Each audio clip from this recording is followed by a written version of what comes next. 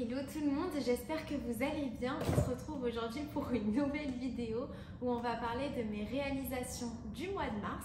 Donc il y en a vraiment beaucoup, donc je vais commencer dès maintenant. Et comme chaque mois, les patrons que j'utilise viennent du livre 52 semaines de chaussettes parce que je suis en train de faire un challenge où je fais une paire de chaussettes par semaine. Donc voilà. La première paire, donc c'est celle que vous avez vue à la dernière vidéo, Toivo Arju de Heidi Adlander, qui était donc pour la fête des grands-mères. Donc je l'ai déjà offerte, mais je vais vous montrer ma grand-mère qui porte ces chaussettes pour que vous la voyez bien. Et elles étaient réalisées avec la laine qui est en fait de la même couleur que celle-ci, même si ça c'est une autre paire de chaussettes, juste pour que vous voyez la couleur, qui est de Arco Iris Yarns en coloris Patronus. Donc j'ai adoré ce patron, testé et approuvé par ma grand-mère, donc voilà, ça c'était super. Ensuite j'ai fait une autre paire qui malheureusement n'est pas avec moi non plus car c'était pour un anniversaire, c'est la Linéa. Je vais vous la montrer dans le livre.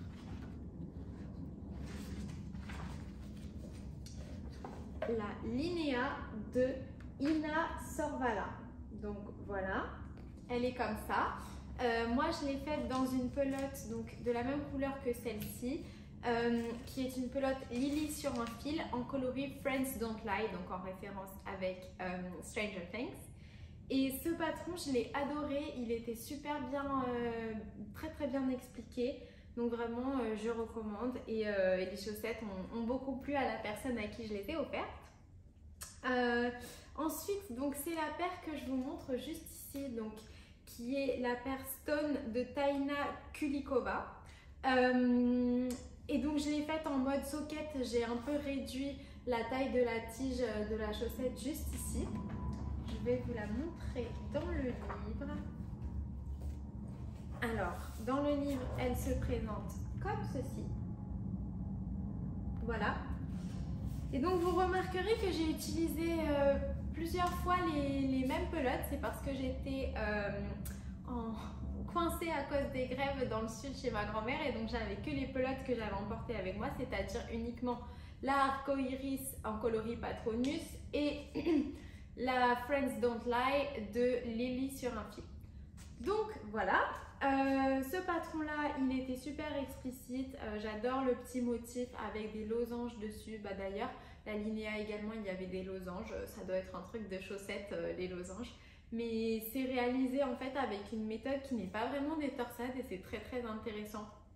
Donc voilà, celle-ci elle sera pour moi et j'ai pas pu faire la deuxième parce que le coloris contrastant je n'en avais pas assez, mais heureusement c'est un coloris qui est également dans un autre kit à chaussettes que j'ai. Et donc je vais faire la chaussette avec le coloris principal du deuxième kit. Et quand je saurai combien il me reste de coloris contrastants, je ferai la deuxième paire de celle-ci. Donc voilà, pour l'instant, je n'en ai qu'une pour celle-là.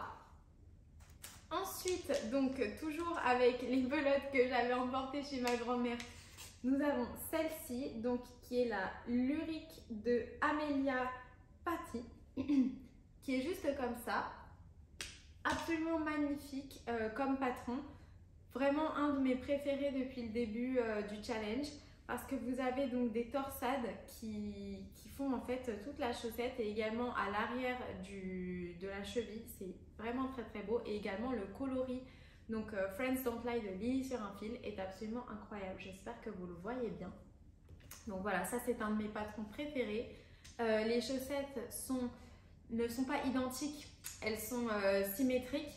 Donc encore plus une beauté sur le pied. Donc voilà, je suis super contente de celle-là. Et ensuite, la dernière paire que j'ai donc finie à l'heure de cette vidéo, c'est celle dont je vous parlais dans le dernier podcast. Tada! Ma première paire de chaussettes avec du jacquard. Et en fait, je crois que c'est mon premier projet avec du jacquard.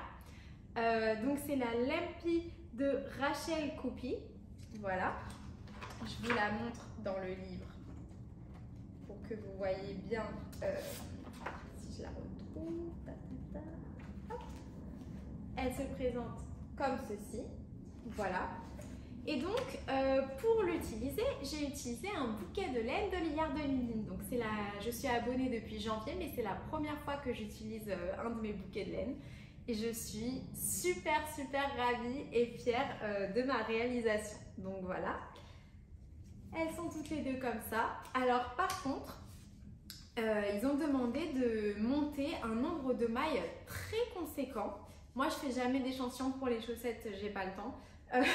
Et du coup, elles sont hyper larges. Donc, du coup, je les ai fait très longues pour que ce soit un potentiel cadeau pour un homme, donc un oncle ou voilà. En tout cas, super ravie. J'espère que vous voyez bien les changements de couleur.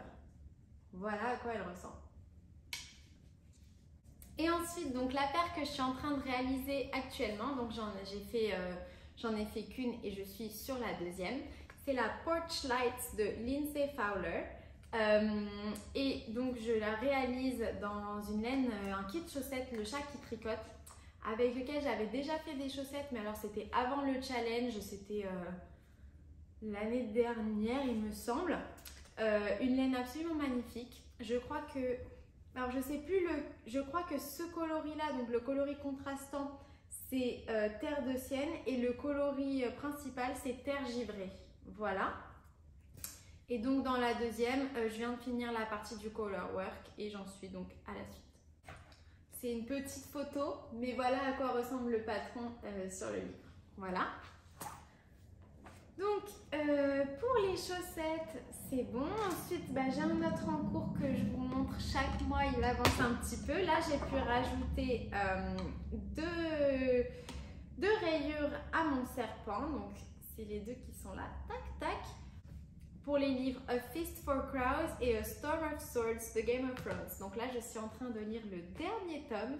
Et après, je pense que ma vie va être très morne.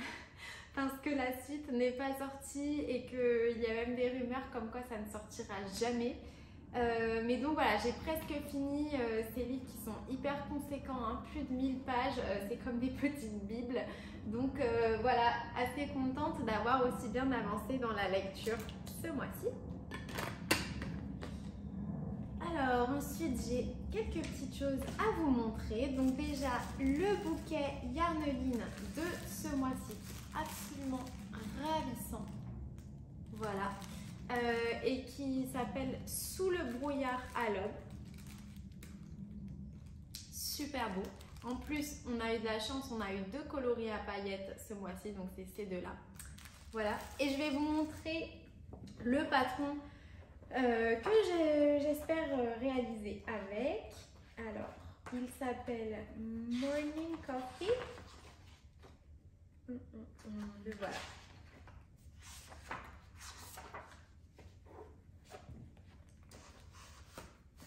Le Morning Coffee qui est juste là, de la créatrice Valentina Consali. Donc voilà. Ensuite, j'ai repassé commande, ça va peut-être devenir une tradition chez Apollonie.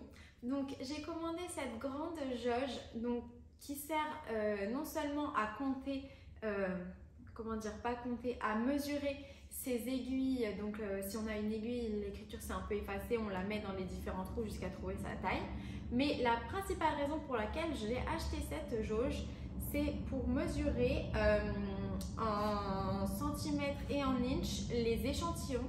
Qui sait si un jour je commence à faire des échantillons, et en fait c'est pour un projet un peu personnel dont je vous parlerai une fois qu'il sera réalisé. Mais voilà, j'ai absolument besoin de mesurer très précisément des échantillons, donc je me suis fait ce petit plaisir là. Et maintenant on passe à la découverte de la boîte mystère de ce mois-ci. Donc je vous montre, on avait déjà ouvert le mois dernier et c'était trop bien. Alors donc comme le mois dernier on a des petits marqueurs ampoules, voilà, comme ça. Ça c'est le moins intéressant. Après qu'est-ce qu'on a? Oh yes, on a un marqueur de la collection qui me plaît énormément. Donc c'est comme une petite pelote de laine qui serait en train de, comme un soleil en train de se lever. Donc voilà, je l'adore, super contente. Ensuite, qu'est-ce qu'on a d'autre? On a un petit coquillage super joli. Pour l'été, ce sera un petit marqueur qui me mettra bien dans le mood. Ensuite, qu'est-ce qu'on a d'autre? On a un petit marqueur avec un rond. Donc ça, c'est le symbole qui veut dire, si je ne me trompe pas, Yarn Over. Donc, super contente de l'avoir. Voilà. Ensuite, on en a un autre qui est donc sur un petit marqueur d'ampoule. Il y a écrit 25. Ça, c'est si vous comptez par exemple le nombre de rangs, bah, au bout du 25e, vous mettez celui-là. Voilà. Et ensuite, on a un doublon par rapport à la dernière fois. C'est le petit pins Apollonie. Je ne suis pas trop triste de l'avoir en doublon. Mais voilà. En tout cas, c'est toujours un bonheur d'ouvrir. Donc, je pense qu'on se revoit le mois prochain pour refaire la même chose. Voilà. En plus, à chaque fois, ils viennent dans une petite boîte en métal super pratique. Et ensuite, donc j'ai un dernier petit haul à vous montrer. Donc, malheureusement, je n'ai pas pu aller à la fête de la laine à Malakoff. Cependant, je suis allée à la fête de la tonte et de la laine à Rambouillet et c'était super. Je vais vous mettre des images pour que ceux qui n'ont pas pu y aller puissent un peu avoir cette expérience avec mes vidéos.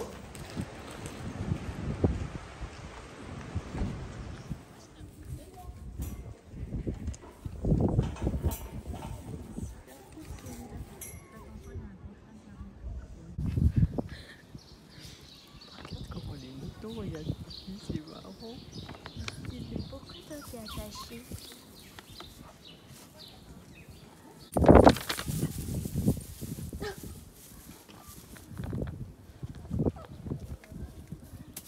Oula! Alors ça empêche pas que des fois on a des produits qui sont un peu plus petits que les autres et qui peuvent bouger un peu plus bien sûr.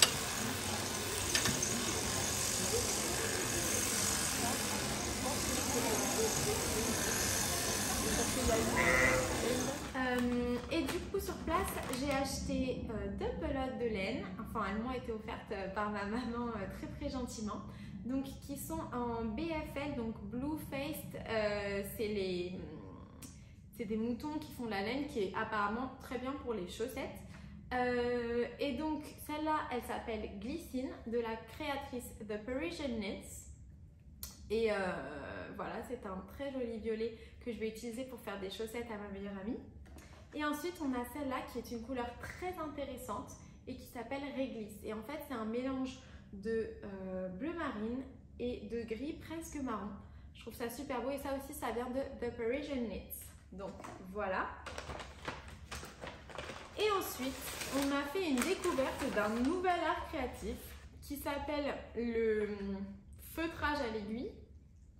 Et du coup, je me suis acheté un petit kit